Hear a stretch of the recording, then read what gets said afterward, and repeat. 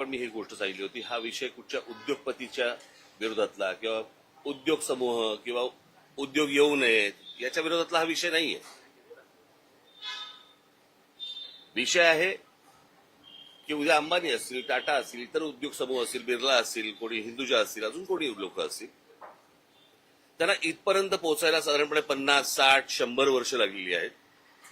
पण यांच्याही पलीकडे एक माणूस जातो आणि तो 10 वर्षातच फक्त मोठा होतो. माझा विषय तिकडे आहे.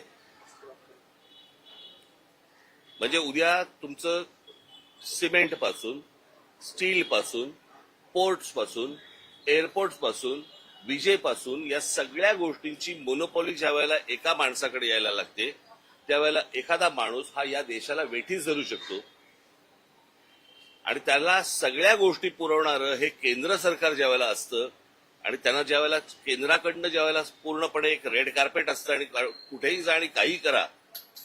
माझा आक्षेप इकडे आहे. उद्या उद्योगधंदे वाढले, उद्योगपती वाढले, उद्योग आल्यानंतर इथे रोजगार निर्माण होतो. रोजगार निर्माण झाल्यावरती बाबा घरं उभी राहतात, मुलं मुली उभी राहतात, त्यांना नोकऱ्या मिळतात, त्यांचे संसार उभे राहतात. त्याच्यामुळे उद्योगाला विरोध आहे वगैरे हे असल्या मूर्खपणा माझा बोलण्यातनं नव्हता आणि नाही आणि येणारही नाही कधी. परंतु एक गोष्ट मला आपल्याला नमूद करू इच्छितो मी आपल्या समोर की या सगळ्या याच्यामध्ये अंबानी घ्या, टाटा घ्या, अजून कोणी उद्योगपती घ्या, बिर्ला घ्या, कोणी यांची एम्पायर स्वतः उभी केलेली आहे.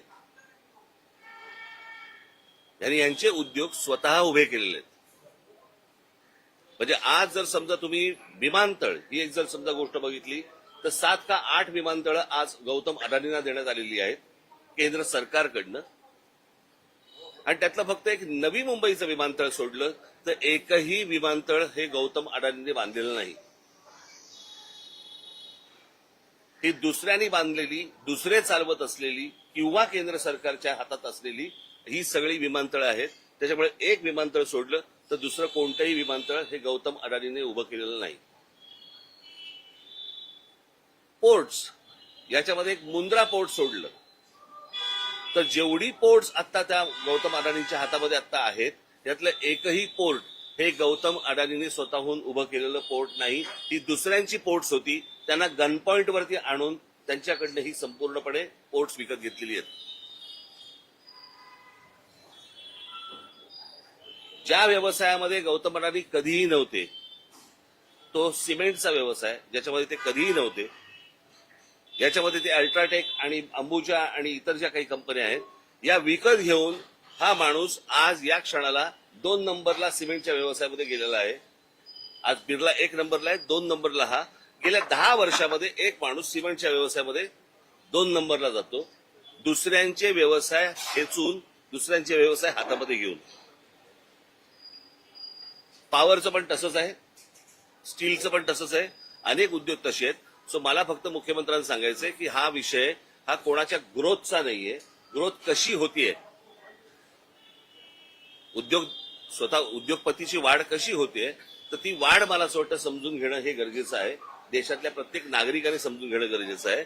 उद्या हा एकच माणूस या देशाला वेठीस धरू शकतो. याचं उत्तम उदाहरण जर समजा आता आपल्याला बघायचं असेल तर जे या देशामध्ये आता इंडिगोने केलं, संपूर्ण सगळा देश अख्खा स्टँड स्टिलवरती आणला आणि सगळी विमानतळं ज्या वेळेला आज बंद झाली, 65% आज हवाई वाहतूक ही एकट्या इंडिगोकडे देण्यात आली आणि त्याच्यातनं एका एअरलाईनने व्यवसाय बंद केल्यानंतर किंवा ठप्प केल्यानंतर देशाचे काय हाल होतात हे आपण पाहिले. मला असं वाटतं हा धोका सर्वाधिक आहे आणि तो धोका मला असं वाटतं मुख्यमंत्र्यांनी समजून घेणं गरजेचं आहे किंवा त्यांना समजणं गरजेचं आहे किंवा अर्थात समजलं असेल पण ते आता सांगतील तरी कोणाला. तर ही गोष्ट प्रामुख्याने मला असं वाटतं की लोकांसमोर जाणं गरजेचं होतं. आणि हे उद्योग उभे करत असताना गौतम अदानींना अर्थसहाय्य कुठून झालं, कोणकोणत्या बँकांना आणि कोणकोणत्या इतर इन्स्टिट्यूशन्सना यांना अर्थसहाय्य करायला लावलं. उद्या जर अशा प्रकारचं जर उद्या गोष्टी कोलॅप्स झाल्या तर नोकऱ्यापायी नोकऱ्या जातील, देश बर्बाद होईल आणि हा एक दिवस देश ठप्प होईल. माझा सांगण्याचा उद्देश हाच होता. आणि एक ते टूल वापरून ज्यावेळेला महाराष्ट्रामधली शहरं ज्यावेळेला काबीज करायला ज्यावेळेला तुम्ही जाता तो धोका मला असं वाटतं महाराष्ट्रासाठी खूप मोठा आहे. त्यावरतीचं माझं भाष्य होतं. हे मला तुम्हाला फक्त सांगायचं. ठीक आहे, धन्यवाद. काय कारण वाटतंय धन्यवाद.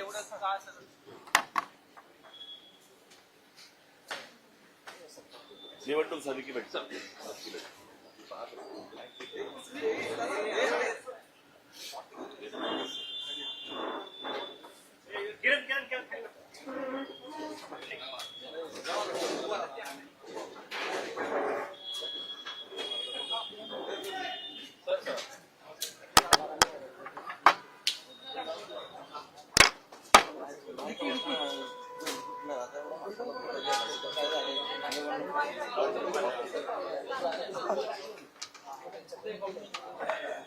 हातात द्यायचं होतं ना मुले.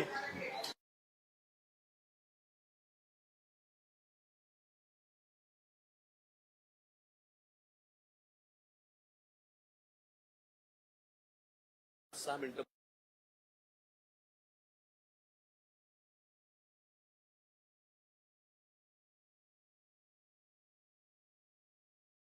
बोलण्यासाठी आलोय आणि मला आज काही पत्रकार मला फोन आले आणि त्याच्यावर त्यांनी मी याच्यावरती प्रतिक्रिया द्यावी म्हणून मला सांगण्यात आलं. त्याच्यामुळे मी एक 5 मिनिटं आपल्याशी हा विषय बोलणार आहे आणि संपणार आहे. खरं तर आता मला प्रेस घेणं किंवा आता काही बोलणं, कारण माझ्या मुलाखती झालेल्या आहेत, सभा झालेल्या आहेत, भाषणं झालेली आहेत, त्याच्यामधनं अनेक गोष्टी मी बोललेलो आहे. परंतु काल आमची जिथे सभा झाली शिवतीर्थावरती, तिथेच काल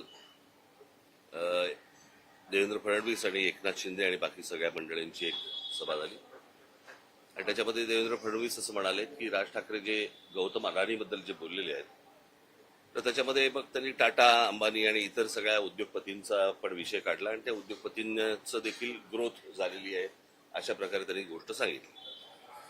मुळात मी माझ्या भाषणामध्ये पण मी ही गोष्ट सांगितली होती, हा विषय कुठच्या उद्योगपतीच्या विरोधातला किंवा उद्योग समूह किंवा उद्योग येऊ नयेत याच्या विरोधातला हा विषय नाहीये.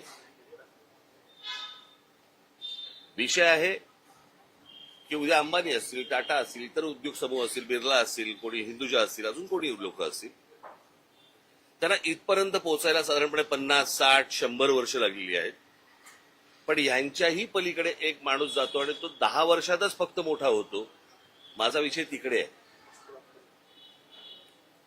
म्हणजे उद्या तुमचं सिमेंट पासून, स्टील पासून, पोर्ट्स पासून, एअरपोर्ट्स पासून, विजेपासून या सगळ्या गोष्टींची मोनोपॉली ज्या वेळेला एका माणसाकडे यायला लागते, त्यावेळेला एखादा माणूस हा या देशाला वेठीस धरू शकतो आणि त्याला सगळ्या गोष्टी पुरवणारं हे केंद्र सरकार ज्या वेळेला असतं आणि त्यांना ज्या वेळेला केंद्राकडनं ज्या वेळेला पूर्णपणे एक रेड कार्पेट असतं आणि कुठेही जा आणि काही करा.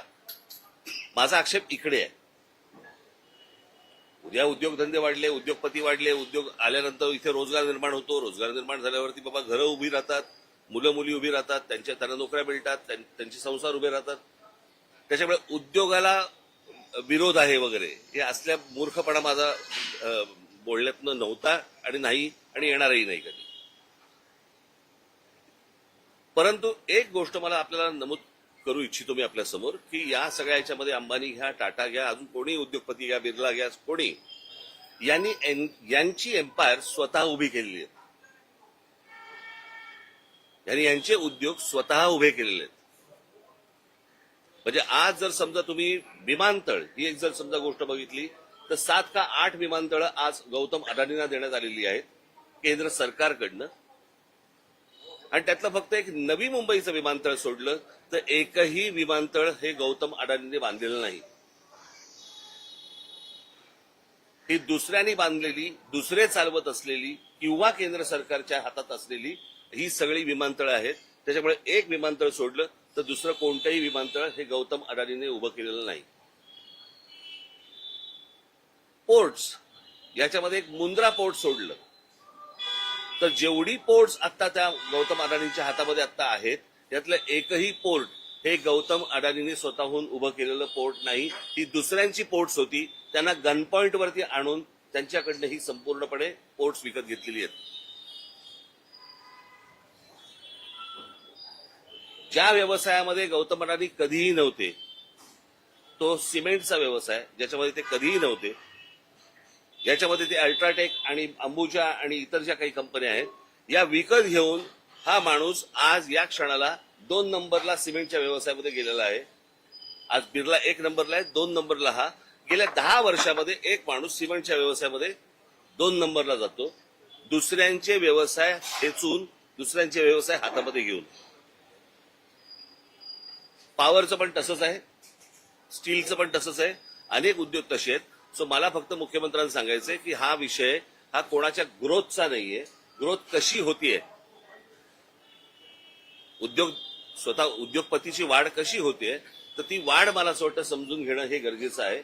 देशातल्या प्रत्येक नागरिकाने समजून घेणं गरजेचं आहे. उद्या हा एकच माणूस या देशाला वेठीस धरू शकतो. याचं उत्तम उदाहरण जर समजा आता आपल्याला बघायचं असेल तर जे या देशामध्ये आता इंडिगोने केलं, संपूर्ण सगळा देश अख्खा स्टँड स्टिलवरती आणला आणि सगळी विमानतळं ज्यावेळेला आज बंद झाली, 65% आज हवाई वाहतूक ही एकट्या इंडिगोकडे देण्यात आली. आणि त्याच्यातनं एका एअरलाईनने व्यवसाय बंद केल्यानंतर किंवा ठप्प केल्यानंतर देशाचे काय हाल होतात हे आपण पाहिले. मला असं वाटतं हा धोका सर्वाधिक आहे आणि तो धोका मला असं वाटतं मुख्यमंत्र्यांनी समजून घेणं गरजेचं आहे किंवा त्यांना समजणं गरजेचं आहे, किंवा अर्थात समजलं असेल पण ते आता सांगतील तरी कोणाला. तर ही गोष्ट प्रामुख्याने मला असं वाटतं की लोकांसमोर जाणं गरजेचं होतं. आणि हे उद्योग उभे करत असताना गौतम अदानींना अर्थसहाय्य कुठून झालं, कोणकोणत्या बँकांना आणि कोणकोणत्या इतर इन्स्टिट्यूशन्सना यांना अर्थसहाय्य करायला लावलं. उद्या जर अशा प्रकारचं जर उद्या गोष्टी कोलॅप्स झाल्या तर नोकऱ्या जातील, देश बर्बाद होईल आणि हा एक दिवस देश ठप्प होईल. माझा सांगण्याचा उद्देश हाच होता. आणि एक ते टूल वापरून ज्यावेळेला महाराष्ट्रामधली शहरं ज्यावेळेला काबीज करायला ज्यावेळेला तुम्ही जाता, तो धोका मला असं वाटतं महाराष्ट्रासाठी खूप मोठा आहे. त्यावरतीचं माझं भाष्य होतं, हे मला तुम्हाला फक्त सांगायचं. ठीक आहे, धन्यवाद. काही कारण वाटतं धन्यवाद. एवढं